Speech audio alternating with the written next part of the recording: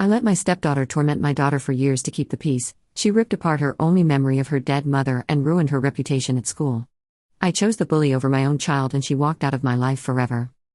My daughter left on a Sunday morning in April. She was 17. She packed one bag. She didn't take photos off the walls. She didn't take the quilt from her bed. She didn't take the jewelry box her grandmother gave her. She took clothes, her laptop, her phone charger, and a Ziploc bag with torn pieces of paper inside. The torn pieces were what was left of the last letter her mother ever wrote her. Her dead mother. The letter that my stepdaughter had ripped apart 4 days earlier while my daughter begged her to stop. The letter I could have saved. The letter I could have protected. The letter that doesn't exist anymore because I chose to keep the peace instead of keeping my daughter safe. She walked to the front door. I was standing in the hallway. She looked at me, and the thing I saw in her eyes wasn't anger. Anger I could have worked with. Anger fades. Anger negotiates. What I saw was nothing. Vacancy. The complete, total, permanent withdrawal of a child who has looked at her father and concluded that he is not worth staying for. She said, "I'm going to Grandma's." I said, "Mia, please, let's talk about this." She said, "There's nothing to talk about. You picked her. You've always picked her. I'm done being the one you sacrifice so your new family stays comfortable."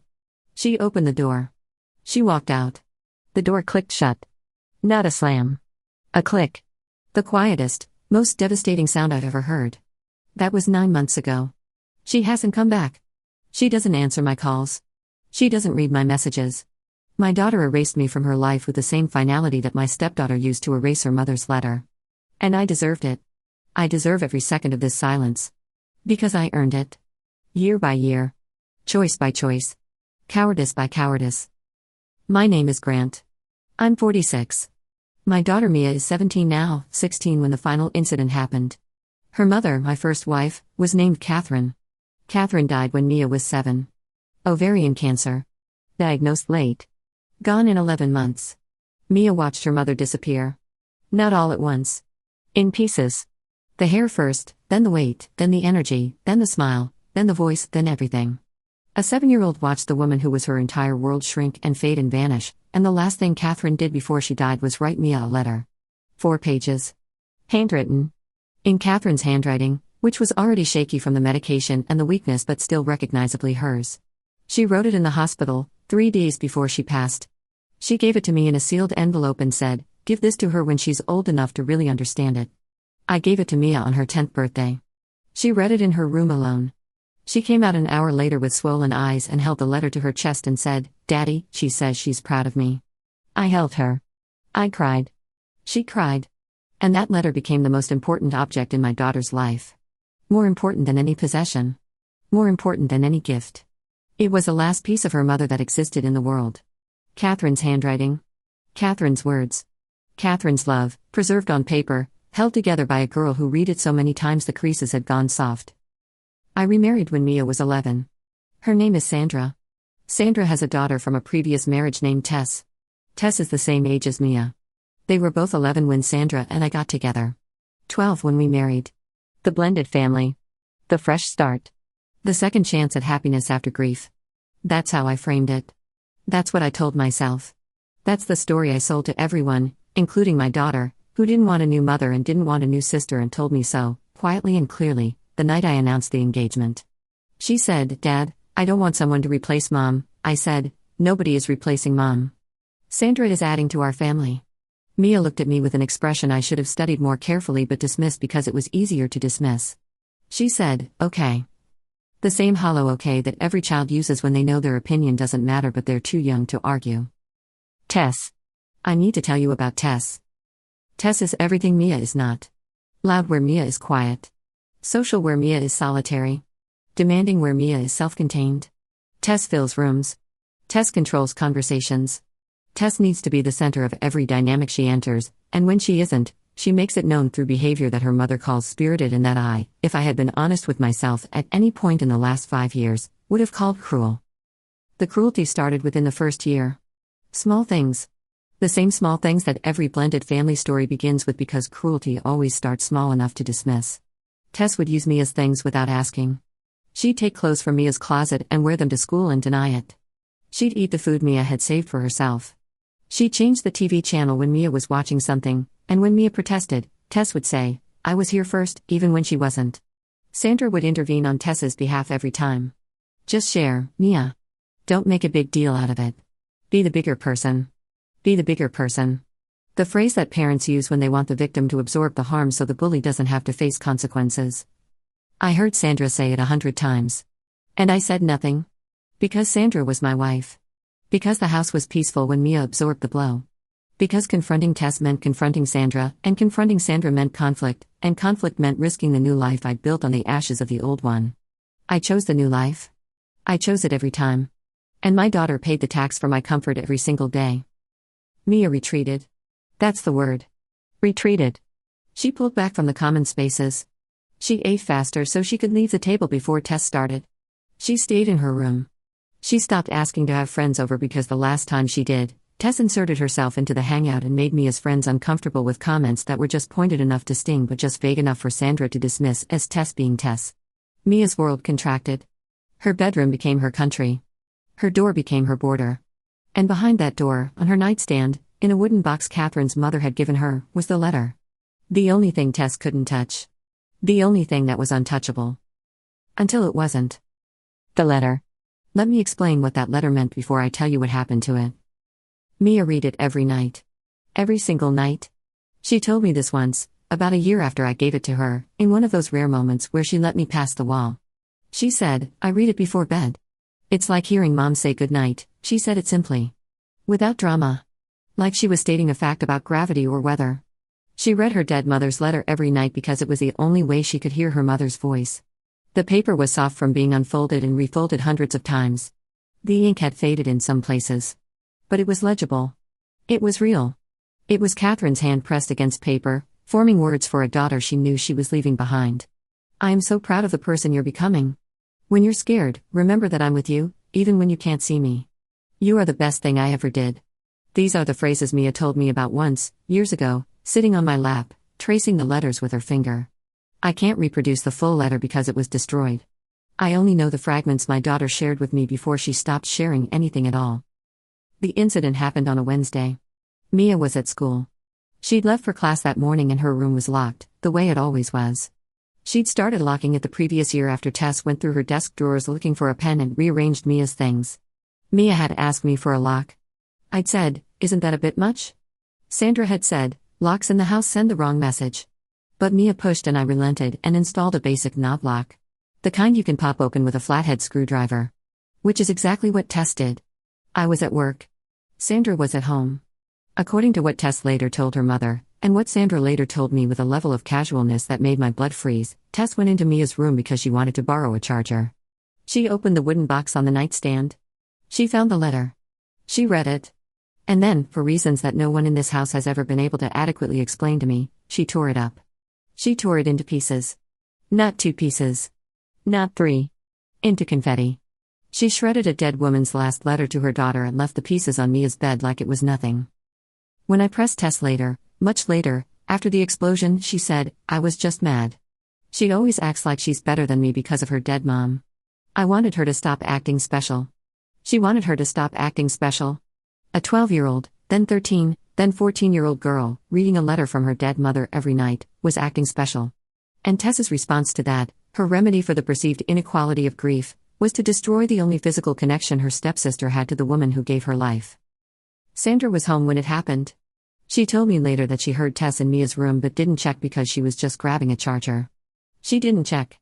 A woman who knew that her daughter had a history of boundary violations with her stepdaughter heard her in the stepdaughter's locked room and didn't walk down the hall. I've thought about that 1,000 times. 1,000 different ways. And the only explanation that makes sense is the one I don't want to accept. Sandra didn't check because she didn't care. Mia's room, Mia's things, Mia's boundaries were never a priority for Sandra because Mia was never a priority for Sandra. Mia was the remnant of a previous life that Sandra had to tolerate, not nurture. And Tess had absorbed that message the way children absorb everything, silently, completely, and then acted on it. Mia came home from school. She went to her room. The door was unlocked. She walked in. She saw the pieces on her bed. I wasn't home yet. Sandra told me that she heard a sound from Mia's room that she described as screaming, but not like a tantrum. More like something breaking. Sandra went to check. She found Mia on the floor, picking up the pieces, trying to fit them together, hands shaking, Tears streaming, whispering, "No, no, no, no, no," Sandra said. She stood in the doorway and watched for a moment before asking what happened. Mia looked up and said, "Tess did this," Sandra said. "I'm sure it was an accident." An accident? Tearing a 4-page letter into dozens of pieces is not an accident. Unlocking a door with a screwdriver is not an accident. Reading someone's most personal possession and choosing to destroy it is not an accident. But Sandra said accident because that was the word that protected Tess, and protecting Tess was what Sandra did, the same way I protected the peace. Mia called me at work. She was sobbing so hard I could barely understand her. She said, "Daddy," she ripped up Mom's letter. She ripped it up. All of it. I felt something crack behind my sternum. I said, "I'm coming home." I left work. I drove home. I walked through the door. Mia was in her room with the pieces spread on her bed, trying to tape them together. Some pieces were too small. Some had been crumpled. The handwriting was torn through words, through sentences, through her mother's name at the bottom. Catherine's signature, the last thing her hand ever wrote, was ripped in half. Mia was holding the two halves together, pressing them flat, trying to make them whole. She looked up at me with the most broken face I've ever seen on a living person and she said, "Daddy, please fix it." I should have held her. I should have sat on that floor and held my daughter and told her I was going to make this right. I should have walked down the hall, found Tess, and delivered consequences so swift and so severe that the message was unmistakable. You do not touch my daughter's things. You do not enter her room. You do not go near the memory of her mother. Ever. That's what I should have done. What I actually did was go to the living room, where Sandra and Tess were sitting on the couch watching television like nothing had happened, and I said, "Tess, did you go into Mia's room?" Tess said, "I just wanted a charger." Sandra said, "She didn't mean to cause any harm." I said, "The letter from Mia's mother is destroyed." Sandra said, "It was an accident, Grant." Tess feels terrible. Tess did not look like she felt terrible. Tess looked like she felt caught. There is a difference. Terrible is remorse. Caught is inconvenience. Tess was inconvenienced. I said, "Tess, that letter was irreplaceable. Mia's mother wrote it before she died." Tess said, "I said I was sorry." She hadn't said she was sorry. Not to Mia. Not to me. She said I was sorry the way people say it when they want the conversation to end, not when they mean it. Sandra put her arm around Tess and said, "She's a kid, Grant. Kids do stupid things. Let's not blow this out of proportion. Let's not blow this out of proportion." A dead woman's last letter to her daughter was in pieces on a bed and my wife was telling me not to blow it out of proportion. And I, Grant, the father, the protector, the man who held Catherine's hand while she died and promised to take care of our daughter, looked at my wife, and I nodded. I nodded. I went back to Mia's room and I said, "I talked to them. Tess is sorry. Let's try to tape it together." Mia looked at me. She looked at me the way a person looks at a building they've just watched collapse. She said, "That's it? She destroyed Mom's letter and that's it?" I said, "What do you want me to do?" She said, "I want you to act like my dad. I want you to act like my dad." 6 words from a 16-year-old girl that told me, in the clearest possible terms, that I had stopped being her father a long time ago. That I had become the man who keeps the peace. The man who nods. The man who says let's not blow this out of proportion because his wife said it first and agreeing is easier than fighting. I had become the man my daughter couldn't count on, and she knew it, and she'd probably known it for years, and this was just the moment she finally said it out loud. But it got worse. Because the letter wasn't the only thing Tess destroyed that month. 2 weeks after the letter incident, Mia's reputation at school collapsed. And Tess was the architect. Mia kept a journal. Digital. On her laptop. She wrote about her mother. She wrote about her grief. She wrote about feeling alone in her own house. She wrote about Tess. She wrote about me. Honest, raw, private entries that were never meant to be seen by anyone. Tess accessed Mia's laptop. I don't know how. Mia believes Tess saw her password over her shoulder. Whatever the method, Tess got in.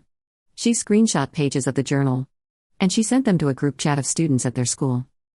The entries Tess selected were surgical. She chose the ones where Mia wrote about feeling unloved. The ones where she wrote about crying herself to sleep. The ones where she wrote about missing her mother so much it felt like a hole in her chest. The ones where she wrote about me. I don't think my dad sees me anymore. I think he sees Sandra and Tess and a life that's easier without my grief in the way. Tess sent these to classmates. Not anonymously. She sent them from her own phone with the caption, Mia's diary. She's so dramatic, lol. Within a day, the entries were circulating. Within 2 days, kids at school were quoting Mia's private grief back to her in the hallways. Within a week, Mia stopped going to school. When I found out, When Mia finally told me through sobs so violent she couldn't stand, I felt the full weight of every failure I'd committed in the last 5 years land on me at once. And still, even then, my first instinct was to mediate. My first instinct was to find a middle ground. My first instinct was to sit everyone down and talk it through, Sandra said. Tess just shared it with a few friends. It got out of hand. She didn't mean for it to go viral. She didn't mean for it. The defense of every person who detonates a bomb and then claims they didn't know it would explode. Mia looked at me during that conversation. The last real look she ever gave me. The look that said, I'm showing you, one final time, exactly what is happening to me in this house.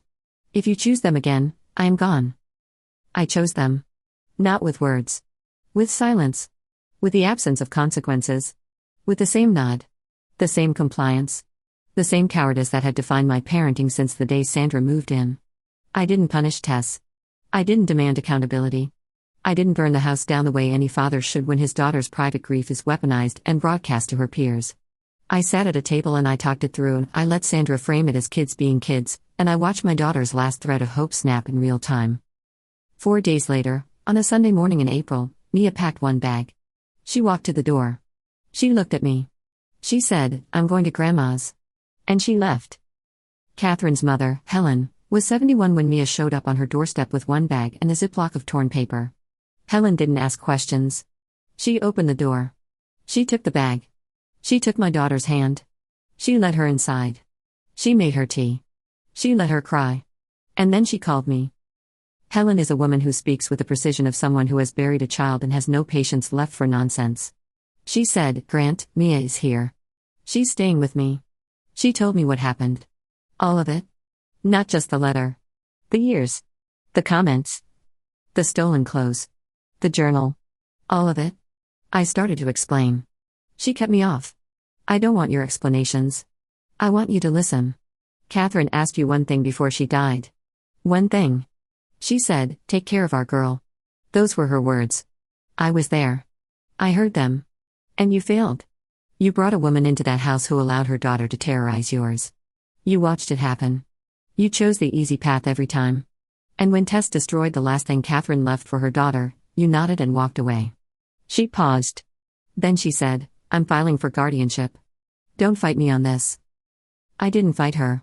I didn't fight her because she was right and because I had nothing left to fight with. My moral authority as Mia's father had been emptied out, year by year, silence by silence, until there was nothing inside it except the echo of all the times I should have spoken and didn't. Helen filed. The court reviewed. Mia, at 16, was old enough to express her preference. She told the judge, and I know this because it's in the transcript, I love my dad, but he can't protect me. He chose his wife and her daughter over me every time something happened. I don't feel safe in his house, she said. She didn't feel safe. In my house. The house I was supposed to make safe. The house that was supposed to be hers. A judge granted Helen temporary guardianship, and I sat in a courtroom and watched my daughter become someone else's responsibility because I had made myself unworthy of the job. Sandra and I had the conversation that night. The one we should have had years ago. I sat at the kitchen table and I said, this is over. She said, what's over? I said, this. Us. The arrangement where your daughter destroys mine and I say nothing. Sandra's face hardened. She said, you're blaming Tess for everything? Mia is difficult. She's been difficult since I moved in. She resents me. She resents Tess. She makes everything about her dead mother. She said dead mother the way someone says old furniture. Like it was clutter. Like it was something taking up space. I looked at my wife and I saw her, really saw her, for the first time in 5 years. Not the woman I married. The woman who had stood in a doorway while my daughter pieced together her mother's torn letter and called it an accident. The woman who had let her daughter broadcast my child's private grief to a school full of teenagers and called it kids being kids. The woman who just said dead mother like it was an inconvenience she'd been tolerating. I said, I want a divorce. Sandra said, you're throwing away our family for a teenager's drama. I said, I'm throwing away our family because I never should have built it on my daughter's back. She left the room. She didn't slam anything. She just left. The way she always left when things got real. Exits without accountability. She taught Tess that too. The divorce took 5 months. Sandra didn't fight for much. She took Tess, her personal belongings, and a financial settlement that was fair by any standard. She didn't fight because fighting would have meant discovery, and discovery would have meant the school records, the journal screenshots, the incident reports, and the guardianship transcript becoming part of the record. Sandra didn't want a paper trail. She wanted a clean exit. The same kind of clean exit she'd been engineering for Tess every time Tess did something cruel, and Sandra covered it up with a smile. Tess. Let me tell you what happened to Tess. Because people will want to know, and the answer is nothing proportionate. Tess faced school consequences for the journal leak. A suspension. A referral to the school counselor.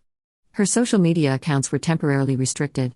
The school treated it as cyberbullying, which it was, and Tess completed a behavioral intervention program, which she did with the same performative compliance that bullies learn when they realize the system only requires attendance, not change. She's 16 now. She lives with Sandra. She's in a new school. She's probably fine. She's probably charming new friends and identifying new targets and learning new ways to be casually devastating to people who are softer than she is. Because nobody in her life ever drew a line hard enough to leave a mark. Her mother didn't. And for 5 years, I didn't either. I tried to fix the letter. I took the Ziploc bag of pieces, the one Mia had left behind, and I spent an entire weekend at the kitchen table with tweezers and archival tape and a magnifying glass. I sorted fragments by paper texture.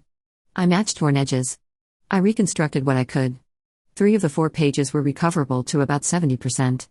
The 4th page, the one with Catherine's closing paragraph and her signature, was beyond repair. Too many pieces. Too small. Too crumpled. The words that ended the letter, Catherine's final words to her daughter, are gone. I don't remember them all. Mia does. Mia has them memorized because she read them every night for 6 years. But the paper, Catherine's actual handwriting, the physical proof that her hand existed and moved across a page for her daughter, that's gone. I placed the reconstructed pages in an acid-free sleeve. I put them in a box. I haven't given them to Mia because Mia won't see me.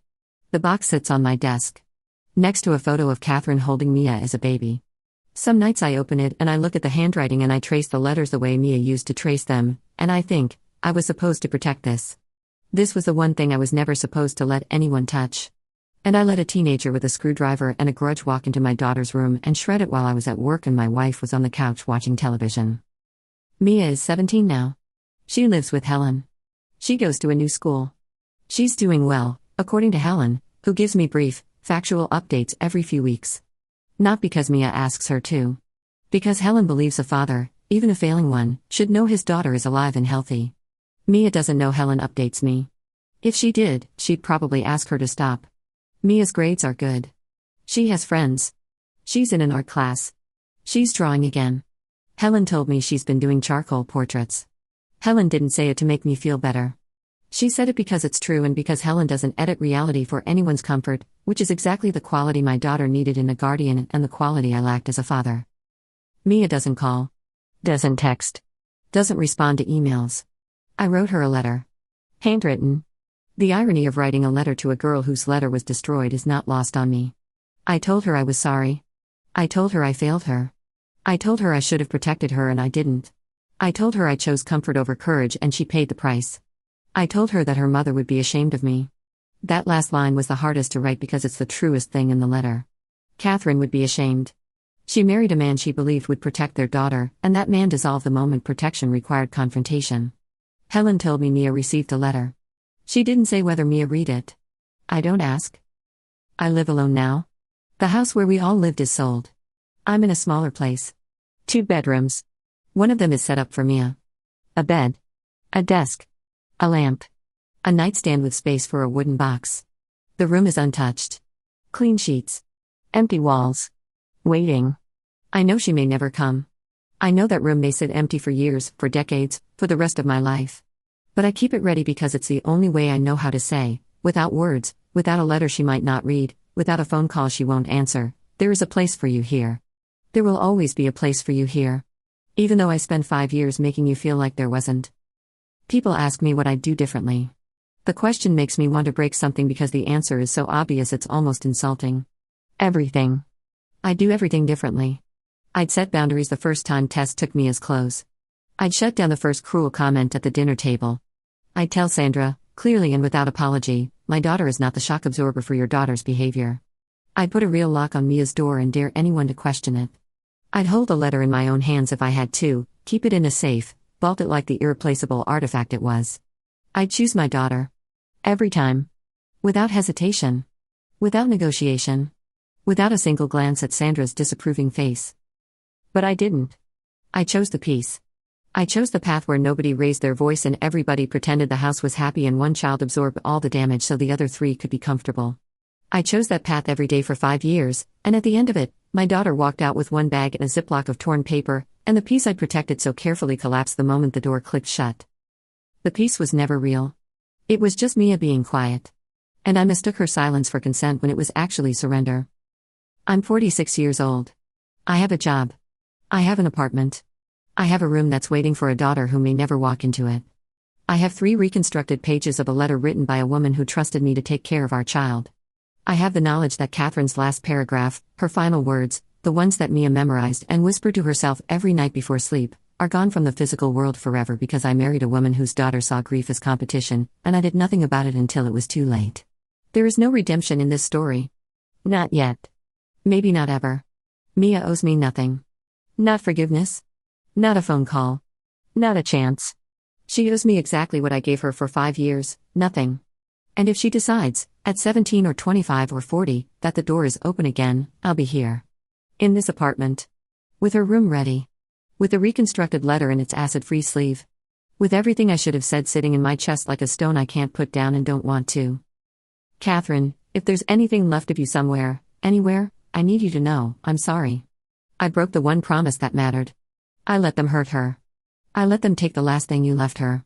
And the man you married, the man you trusted, the man who held your hand and said I'll take care of her, he disappeared inside his own cowardice, and by the time he came back, your daughter was gone. She's safe. She's with your mother. She's drawing again. But she's not with me. And I don't know if she ever will be. And the letter. Your letter.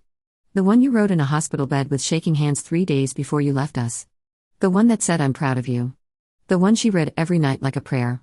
The one that ended with words I can't remember because I never memorized them the way she did because I thought it would always be there. It's in pieces, Catherine. And so am I.